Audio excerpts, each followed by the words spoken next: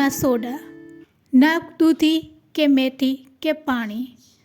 Hello friends, welcome to kitchen art. દૂધીના મુઠિયા તો તમે બહુ ખાધા હશે, પણ શું આવા મુઠિયા ક્યારેય ખાધા છે? જો ઉનાળાની ગરમીમાં આવા મુઠિયા મળી જાય તો મજા પડી જાય। એકદમ રૂ જેવા, પોચા અને સ્વાદમાં બેસ્ટ। મારી શીખારેલી ટિપ્સ સાથે જો તમે આ મુઠિયા બનાવશો તો અઠવાડિયામાં એકવાર જરૂરથી બનાવશો।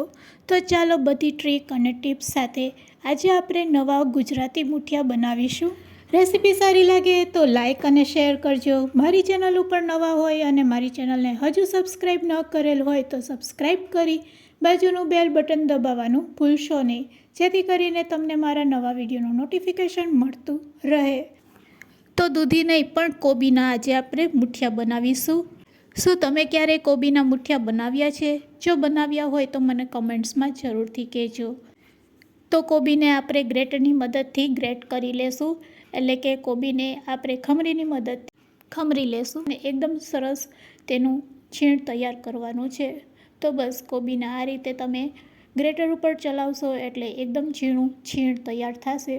તો બસ અહીંયા આપણે કોબીના ચોથા ભાગ જેટલી કોબીને આ રીતે ખમરી લેશું। તો તમે જોઈ શકો છો એકદમ સરસ ગ્રેટરની મદદથી કોબી એકદમ સરસ ગ્રેટ થઈ જાય છે।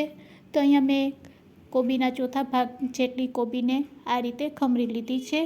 હવે આપણે મેઝરમેન્ટ માટે એક વાટકી સેટ કરી લેશું અને તે જ વાટકીના માપથી અહીંયા આપણે 1.5 વાટકી જેટલું છીણેલી કોબી લેવાની છે।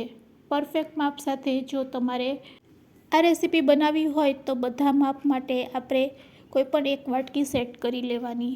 હવે તેમાં આપણે થોડીક કોથમરી સમારેલી એડ કરી દઈશું। કોથમીરની જગ્યાએ તમારે જો પાલક નાખવી હોય તો સમારેલી પાલક પણ તમે એડ કરી શકો છો, તેનો ટેસ્ટ પણ ખૂબ જ સરસ આવે છે। હવે તેમાં 1 ચમચી આદુ લસણ મરચાંની પેસ્ટ, 1 ચમચી સફેદ તલ, અડધી ચમચી વરિયાળી અને સાથે સ્વાદ મુજબ મીઠું નાખી દઈશું। તો અત્યારે હું અડધી ચમચી જેટલું મીઠું નાખી રહી છું। મીઠું નાખ્યા પછી તેમાં ચપટી ખાંડ નાખી દઈશું। ખાંડની જગ્યાએ તમે ગોળનો પણ ઉપયોગ કરી શકો છો। જો તમારે ગોળ નાખવો હોય તો અડધી ચમચી ગોળ એડ કરી શકો છો। કોબીમાંથી પાણી રિલીઝ થાય એટલે સૌથી પહેલાં આપણે આ રીતે મીઠું નાખીને કોબીને એક વખત સારી રીતે હલાવીને મિક્સ કરી લેશું। આ રીતે કરવાથી કોબીમાં રહેલું પાણી છે તે રિલીઝ થાય છે અને પછી આપણે પાણી નાખવાની પણ જરૂર નથી પડતી। હવે 1 વાટકી જેટલો બાજરીનો લોટ લેશું। બાજરીની જગ્યાએ તમે જુવારનો લોટ લઈ શકો છો। અડધી વાટકી ઘઉંનો લોટ, અડધી વાટકી ચણાનો લોટ અને 2 ચમચી જેટલો રવો એડ કરવાનો છે। જો ચમચીના માપથી કહું તો બાજરીનો લોટ 4 ચમચી, ઘઉંનો લોટ 2 ચમચી, ચણાનો લોટ 2 ચમચી અને રવો નાની 2 ચમચી। તો અહીં આપણે લોટનું પ્રમાણ ઓછું રાખવાનું છે।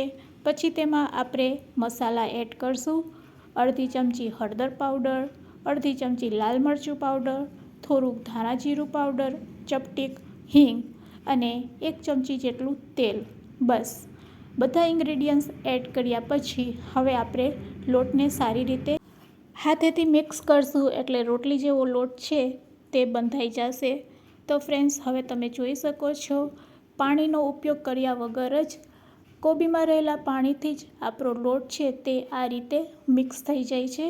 આ રીતે મિક્સ કર્યા પછી લીંબુનો રસ આપણે તેમાં એડ કરશું। તો લીંબુના રસને આપણે આ રીતે નીચવીને લઈ લેશું। લીંબુનો રસ લોટ બાંધ્યા પહેલાં પણ તમે એડ કરી શકો છો અને લોટ બાંધ્યા પછી પણ એડ કરવું હોય લીંબુનો રસ તો એડ કરી શકો છો। જે લોકો ખાટું નથી ખાતા તે એવોઇડ પણ કરી શકે છે। ફરીથી લીંબુનો રસ નાખ્યા પછી આ રીતે આપણે આંગળી વડે લોટને ભેગો કરી લેશું। તમે જોઈ શકો છો। બસ હવે આપણે મુઠિયા વારવાના છે તો હાથમાં થોડુંક તેલ લઈ લેશું। હવે તમે જોઈ શકો છો એકદમ ઇઝીલી મુઠિયા છે આ રીતે લોટમાંથી તૈયાર થઈ જાય છે। તો બસ જેમાં આપણે મુઠિયા સ્ટીમ કરવાના છે તે પ્લેટને આપણે તેલથી ગ્રીસ કરી લેશું અને મુઠિયા વાળતા જઈશું અને પ્લેટ ઉપર આ રીતે સેટ કરતા જઈશું। તો બધા મુઠિયાને આપણે આ રીતે જ વારી અને પ્લેટ ઉપર સેટ કરતા જઈશું। કોબીના આ મુઠિયા ખાવામાં એટલા સરસ લાગે છે કે વાત ન પૂછો। સવારના ચા સાથે ખાવા હોય તો પણ ટેસ્ટી લાગે છે, ઝટપટ બની જાય છે. અને જો હલકી ફૂલકી ભૂખ લાગી હોય તો સાંજે ડિનરમાં પણ તમે બનાવીને એન્જોય કરી શકો છો. મુઠિયા આપણા તૈયાર છે સ્ટીમ કરવા માટે. તો મેં અગાઉથી જ પાણી ગરમ સ્ટીમરમાં રાખી દીધું હતું. તેના ઉપર આપણે પ્લેટ સેટ કરી દઈશું. ઉપરથી લીડથી ઢાંકી દઈશું અને 7 મિનિટ માટે કૂક કરી લેશું. 7 મિનિટ થઈ ગઈ છે અને આપણા મુઠિયા તૈયાર છે. તો ચાલો ગેસની ફ્લેમ બંધ કરી દઈશું. મુઠિયા આપણા રેડી થયા છે કે નહીં તેને આ રીતે સરી વડે અથવા તો ચાકુથી ચેક કરી શકો છો. લોટ ચોટે નહીં તો મુઠિયા તૈયાર છે.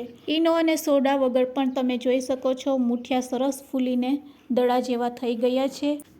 તો અહીંયા આપણે મુઠિયાને ઠંડા કરી લેવાના છે અને મુઠિયા ઠંડા થાય એટલે તેને ચાકુથી કટ કરી લેવાના છે. ચાકુથી કટ કર્યા પછી તેને આપણે ફ્રાય કરીશું. તો મેં અહીંયા બધા મુઠિયાને કટ કરી લીધા છે. હવે ફ્રાય કરવા માટે સૌથી પહેલાં મુઠિયા ઉપર આપણે સ્વાદ મુજબ મીઠું નાખી દઈશું. થોડુંક લાલ મરચું પાવડર પણ સ્પ્રેડ કરીશું અને સાથે તેમાં એડ કરશું ચપટીક હળદર. બસ હવે આપણે જાશું ગેસ તરફ અને કઢાઈમાં 1 ચમચી જેટલું તેલ ગરમ કરશું. તેલ સારું એવું ગરમ થાય એટલે રાઈ અને જીરું બંને વસ્તુ એડ કરશું. રાઈ જીરું કકરી જાય એટલે હિંગ અને 7 થી 8 લીમડાના પાન સાથે એડ કરશું. 2 ચમચી જેટલા સફેદ તલ અને બસ હવે તમારે મુઠિયા તૈયાર કરેલા છે તે તેમાં એડ કરી દેવાના. આ રીતે આપણે તેને ફ્રાય કરી લેશું. તો ગરમા ગરમ ચા સાથે તેમજ સાંજે ડિનરમાં ખાઈ શકાય તેવા કોબીના મુઠિયા રેડી છે સર્વ કરવા માટે. જો તમે પણ ક્યારેય કોબીના મુઠિયા ટ્રાય ન કરેલ હોય તો એકવાર ચોક્કસથી ટ્રાય કરજો. દૂધીના મુઠિયા પણ બનાવવાનું ભૂલી જાશો અને અઠવાડિયામાં એકવાર તો જરૂરથી બનાવશો. તો ચાલો તેને સર્વિંગ પ્લેટમાં લઈ લઈએ અને તેને સર્વ કરીએ. આ મુઠિયાને ચા સાથે ચટણી સાથે તમે એન્જોય કરી શકો છો. તો ફ્રેન્ડ્સ, આજની શીખાડેલી ટિપ્સ તમને કેવી લાગી તે મને કમેન્ટ્સમાં જરૂરથી કહેજો. વિડીયોને એન્ડ સુધી જોયો હોય તો એક લાઇક જરૂરથી આપજો. અને હા, તમારા ફ્રેન્ડ્સ, મિત્ર અને ગ્રુપમાં શેર કરવાનું ભૂલશો નહીં. મારી ચેનલને સબસ્ક્રાઈબ ન કરેલ હોય તો સબસ્ક્રાઈબ જરૂરથી કરી લેજો. ચાલો આ મુઠિયાને હું ટેસ્ટ કરીને પણ બતાવું છું. વાવ ફ્રેન્ડ્સ, ખરેખર ખાવામાં આટલા ટેસ્ટી લાગે છે કે વાત ન પૂછો. Thanks for watching. ફરી મળીશું એક નવી રેસીપી સાથે.